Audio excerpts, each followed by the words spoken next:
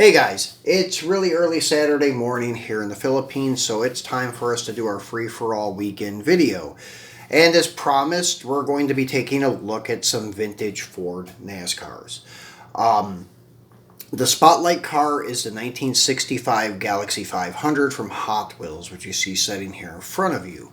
The reason I picked this car is because I have most of the real rider variants here to show you, and also I wanted to emphasize on this car because they just released it in the main line this year for the very first time, and actually just recently, I think in the past month, maybe 2 months. And you guys probably seen it. It's black with green flames. They also made a Super Treasure Hunt variant of it, and that's actually the 6th time ever the car has had rubber tires on it. The ones you see here in front of you are the first 5. Super is the 6th one. That's why I'm kind of contemplating getting the Super, even though the Super doesn't have a NASCAR paint job, and that's primarily what I collect. It still kind of corresponds with these. This car was designed by Jun Imai, or Imai, sorry if I'm mispronouncing his name. But anyways, he's usually known pretty well for his JDM stuff that he brought us while he was with Mattel. So this is one that he brought for the muscle car guys. And he did a fantastic job replicating what a 60s NASCAR would look like. And here is the one that he released first in the vintage racing lineup. I'm not sure, actually, to be honest, which one of the 3 was released first, but it was the same year, same series. They all may have been released at the same time. This one, I would say, is kind of the spotlight one, though, because it has his name, Imai Motors, like if he would have owned a car lot or a race team. They would have put this as the primary sponsor on the quarter panel. He even put himself on the roof as the driver, Jun Imai. So anyways, this I would say represents probably the first edition. Anyways, this car is excellent. I mean, every detail he did is perfect. The wheels that he chose for this car, actually these were a new wheel at that time in the vintage racing lineup, are spot on for a 1960s NASCAR. These still deep dish wheels. Also, as you could see, the interior has a full roll cage, even down the A-pillars, and then the back loop over the driver's head, so they did a great job. Then flipping it up to look at the top, you can see where he actually put hood pins and deck lid pins, and these are not just tampos, these are actually part of the casting, which is awesome, because most of the time people just put tampos and that's it. And then also for the not the headliner, but the windshield on the roof, you can see these little clips that would hold the Lexan windshield in. Same thing with the rear window. Even in the glass, you could see where they put the braces to reinforce what the Lexan would need, under the, I guess you could say, the air pressure from going at such high rate of speeds. They put these braces on the Lexan. I believe that's what they're for. So he did a great job making this car look exactly like it would have in the 60s. Even on the front end with the headlights, you could see it's like headlight delete plates with some kind of sponsored decal on it. Then the rear, this one has tail light decals, but some of the other ones have tail light delete plates. Flipping it over, you can see that it looks awesome on the base as much as it does on top. The exhaust is full NASCAR. As you can see, it exits in front of the rear tires just like a NASCAR would. Sometimes they exit on the same side, sometimes they exit on both sides. Just depends, I guess, on the track and the race, but this is perfect to represent what a 60s NASCAR would look like. So let's look at the other 2 that were the first ones that came out that year in the same lineup in the vintage racing series. This number 23 does not have a driver's name on it. I'm not sure if this has some kind of sentimental value to June. That's why he picked 23. I'm not sure if this was an actual race car, but it doesn't have anyone's name on the roof, and it didn't have a name on the package either. But this is also another fantastic looking paint job, like the two-tone. Once again, co-sponsor decals on the front fender. The primary sponsor, this Arliano Engineering on the quarter panel. Now this one, as you can see, has these taillight delete plates instead of having a taillight decal, which is really cool. Once again, you can see all the awesome details in the casting itself with the pins and the clips and everything. Perfectly done. This one also has like a more visible, I guess you could say, delete plate, because on his it kind of looked like there's decals there that almost like mimicked headlights. This doesn't. This is actually total delete. As you can see, it's just like a red panel. So this is very nicely done. The only one that was an actual race car in the vintage racing series that I can say is Junior Johnson's number 26. This car, you can find the pictures of the actual car on Google. And this does a heck of a job representing it. This is almost identical to a T what the car looked like in person. So fantastic job on this with the beige paint, the red number 26, the black steel rims. This one also has the taillight decals instead of like delete plates. Not many co-sponsors on the front fender either, which probably would have been more accurate in the 60s because there wasn't a lot of sponsorship going on. Some, but not a lot. And then this one also has those like certain like headlight decals, but it's not really headlights. It's just there, I guess, to kind of look like headlights, but it's actually a delete plate with like decals on it. So really cool job on the details of making this look like an authentic NASCAR. So as I said, out of these three, this is the only race used one, unless like there was a number 23 that was designed like this. I couldn't find no pics of an actual car because I was trying to find the actual driver's name, and I even looked at the old package the car came in, and there's not even a driver's name signified on the package either. So those are your first three variants. That's the first time the car was ever released, was in 2012 in the Vintage Racing Series. It's copyrighted as 2011 on the base, but it wasn't released till 2012. Then in 2013, Hot Wheels did like, I guess you could say it's kind of like car culture stuff, but it was different racing series like off-road. Then they did an NHRA set, then they did a stock car one. Well, this is the 65 Galaxie 500 that appeared in that stock car set, and this one also is really nicely done. This is an actual race car. I don't know the guy's name. I can't really read it on the door, but yeah, it was actually a race used car, Augusta Motor Cells, and this is very cool looking car. You can find pics of the real race car online, and as I said, unfortunately I can't remember the guy's name, nor can I read it on the door here. It kind of is a little too dark and blends into the paint a little too good, and the glare is a little bit hard to see. Maybe it is Dan Gurney.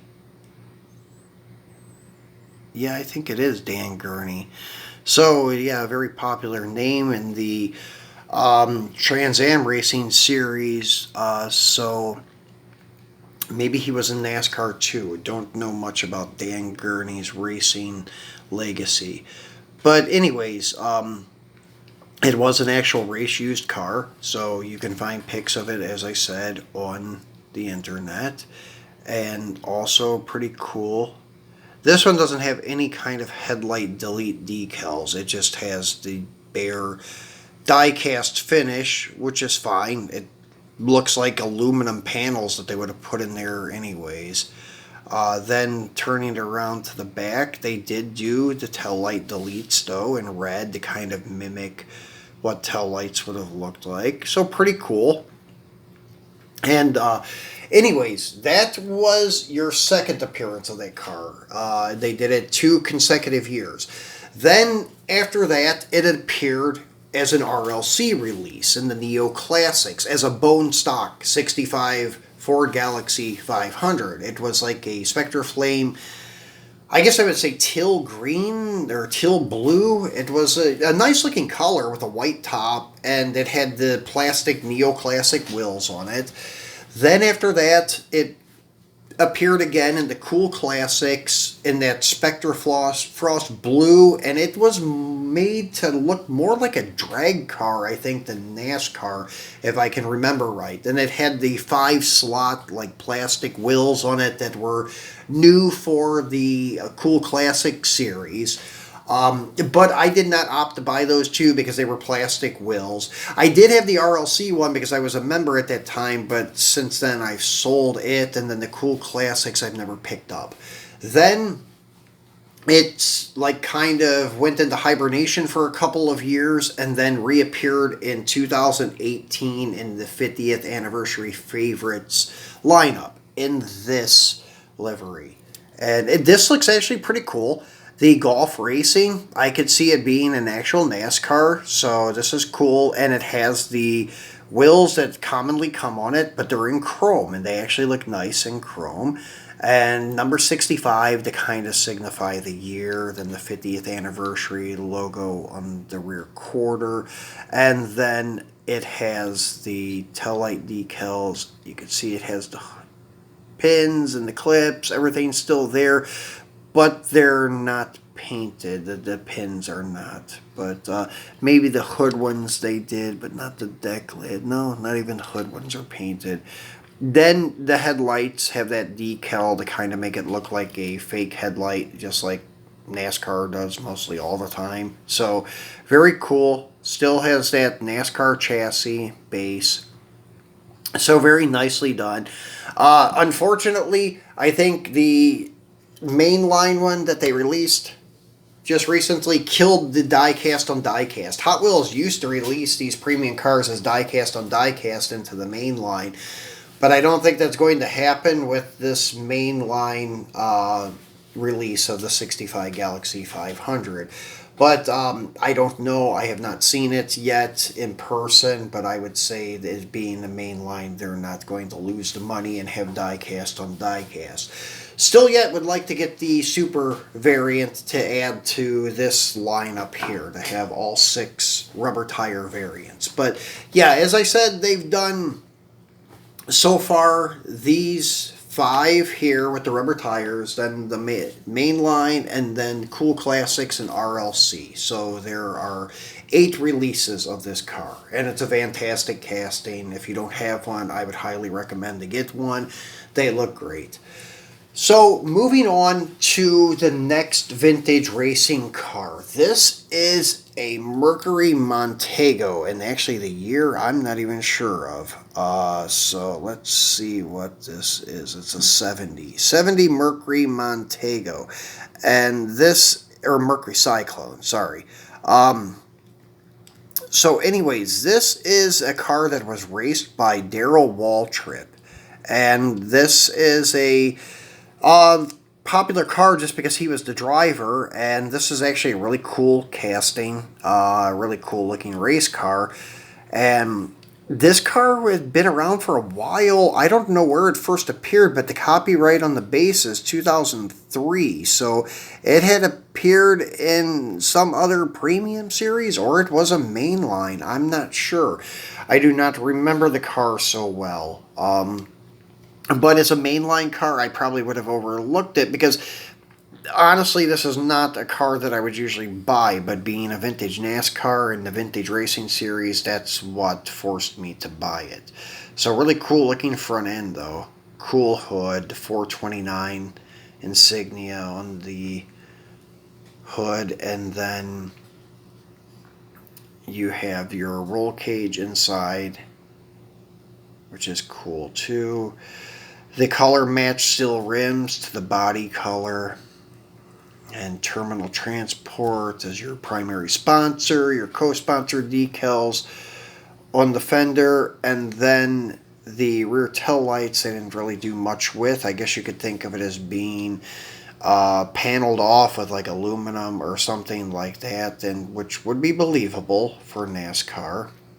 And as you can see how there's little spots missing in the tampos, the Vintage Racing Series had a problem with the passenger side, or the driver's side of the car, I should say, sticking to the card because of the way the blisters were or the way the paint was. The clear coat, I've heard some people say the clear coat on the cars were not good.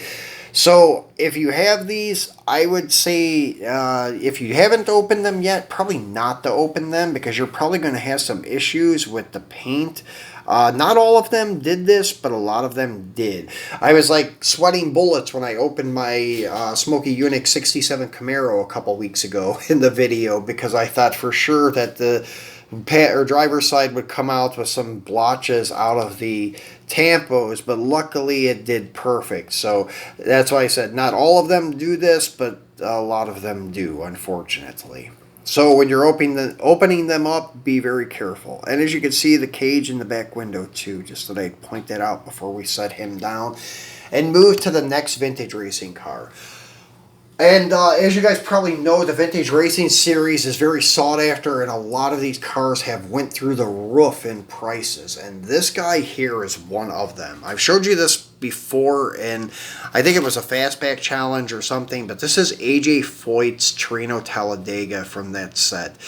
Then they released a Richard Petty Trino Talladega 2, which is also very valuable at the moment.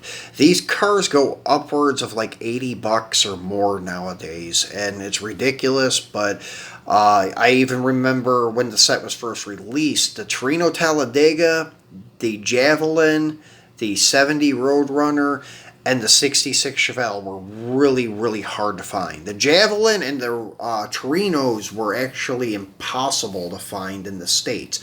Here in the Philippines, they're not easy to find, but they're easier to find, and they're more reasonably priced here too. But this is a very cool car. I actually like Johnny Lightning's casting of the Torino Talladega a little better. It's a little more accurate.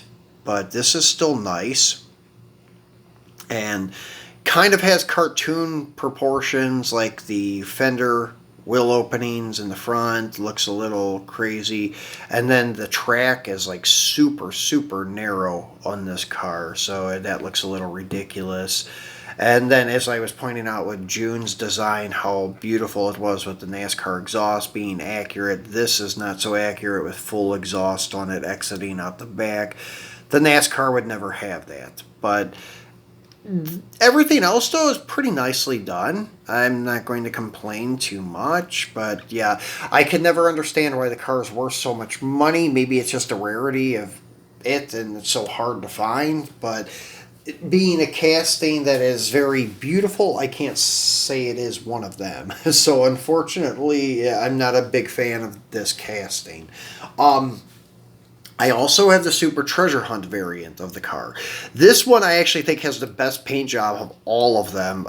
Even the Petty one is cool. It's the Petty Blue with the number 43, but I really think this beats all of them.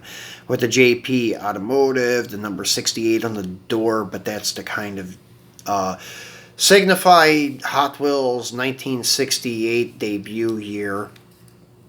But they did a fantastic job on the paint job and stuff of this car, so it is very, very cool. Jamie Peters.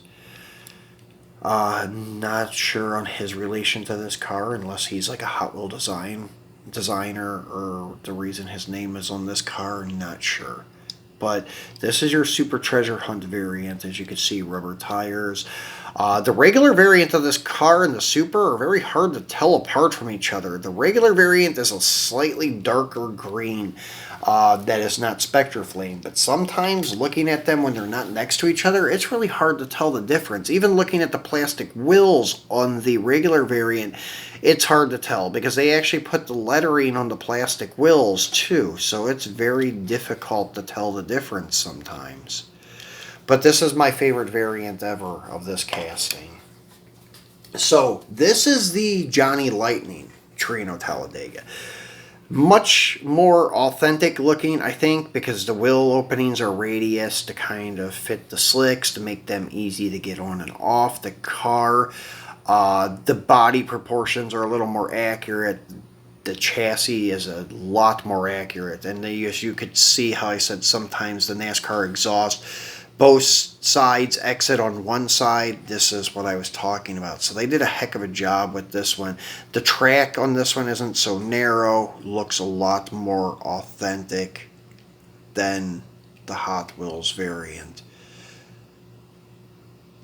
But as I said before, like the Hot Wheels variant that was designed as a mainline car. So it was made to look like a kid's toy, not a collector's edition. That's why the 65 Galaxie has a lot more authentic looking details. And then the Johnny Lightning one too, I think was designed more for the adult collector. That's why this looks like this. And this is the Leroy Yarborough's number 98 Torino Talladega. This comes to us from the Johnny Lightning Stock Car Legends set, and this is actually a very cool looking casting, and they did a great job like painting over the headlights with number, and then just blacked out the other two, the blacked out hood, and then it has a detailed engine compartment, and it even looks like NASCAR style kind of. Then you have the window net on the one side, full cage. So very nicely done, and as you could see, this even has the delete plates for the tail lights. One has the number 98 on it, so very cool. Even the braces on the window, as I was saying before, on the Galaxie, even the windshield has those braces, the clips to hold the Lexan windows in. So very nicely done by Johnny Lightning. Now, as I said on the last video that I may have a Galaxie from Johnny Lightning, I didn't. The Galaxie that I have is brought to us from Action RCCA, Racing, I think, Race Car Collectible Association or something like that. But this is brought to us from that company, Action. They're very famous for making adult collectible die-cast toys. Mainly 1/24th and bigger, but the 1/64ths are also very cool. This is like Big Mama is the driver's like nickname. I'm not sure what his real name was, but what's really cool about this car is it's sponsored by Lafayette Ford Motors, but is that it has the Confederate flag on the door and a red and white checkered race flag. The thing that I really like about the car is that it has the Confederate flag on the door, and a lot of cars with these flags nowadays are going to become a lot more collectible because of the fact that they're trying to do away with it. And this is a 1963 Galaxie. As you could see how the car evolved over 2-year span, the 65 comparing to the 63. I'm a big fan of like 64 Galaxies, which is primarily the same thing as the 63s. Little different, but not much. As you can see, Action did a nice job with this. It's got the cage and the correct exhaust exiting and things like that. So not too bad. And as I said, this company makes cars only for the adult collector. They do have a department store, like retail release brand, and it is in collaboration, well, was in collaboration with Hasbro. The company is called Winter Circle. I know Winter Circle disappeared for a couple years. I'm not sure if they're back in the market or not. I'm not big into collecting the new NASCAR stuff anymore, but I know there was NASCAR Authentics had kind of taken their place. But anyways, that is the adult like hobby store release is Action, and then your retail release stuff is Winter Circle, but it's made by Action. So the car that I told you guys I brought as a special is the like mid-80s T-Bird. I have one from Hot Wheels and one from Johnny Lightning. And we'll take a look at the Hot Wheels one. This is the one that was released in the Retro Entertainment series from the one, I forget the name of the movie now. Stroker Ace. Sorry, I almost forgot that. That's the name of the movie, and he was like saying, I'm not going to wear the suit, and he ended up wearing the suit as the chicken. But yeah, the chicken pit was his sponsor. Torkel chicken, and this is a very cool car. They did a pretty cool job at replicating it, but this casting, the T-Bird Stalker, was made in, as you can see, I think 1980s somewhere, and yeah, 1983, and it was made as a kid's toy, but they did a nice job because they said T-Bird Stalker with like the exhaust exiting in front of the rear wheels, and it kind of looks like a race style chassis. The car has the correct like windows and then the clips for the windows and such. They did a really cool job with this car, and I'm very happy that they did this to represent Burt Reynolds' movie Stroker Ace, and they did a heck of a job with it. Now, Johnny Lightning did the same model car, maybe a couple years newer, but still I think it's a better T-Bird casting. Because as you could see on this, the back wheels are a little bigger than the front wheels, and that never really took place on a real NASCAR. Drag car, yes, but NASCAR, no. But the Johnny Lightning one from the Stock Car Legends, and this is Buddy Baker's car, and they did a heck of a job on this. Looks really good.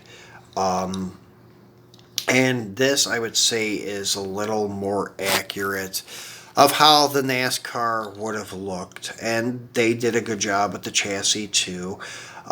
Then also like the windshield, and then the rear window, the cage with the window net, and so on, and all the sponsorship decals, headlight deletes, and then the tail light delete.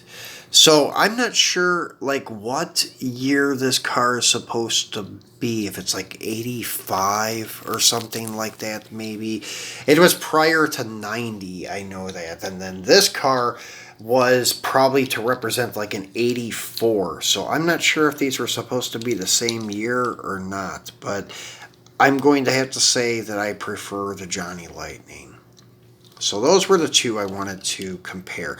And they're a little newer than what I wanted to show in the video, but they were the only two Ford like NASCARs that I had left. So that's why I figured I would bring them out and show them to you guys. So let's get these guys back in here for one more shot, and then we'll call it a day. And then on Monday, guys, we're going to be unboxing some new and old Johnny Lightning stuff for our premium Monday unboxing. So make sure you tune back in for that. I think I have like 3 or 4 older items and then 3 or 4 newer items. So kind of split down the middle. So we'll be unboxing like 7 or 8 pieces from Johnny Lightning round 2. So tune back in for that, and then if you have not subscribed yet, please remember to do so. Please give me a thumbs up. If you like the video, please share the video, and then I will see you guys on Monday. So enjoy your weekend, and thanks for watching.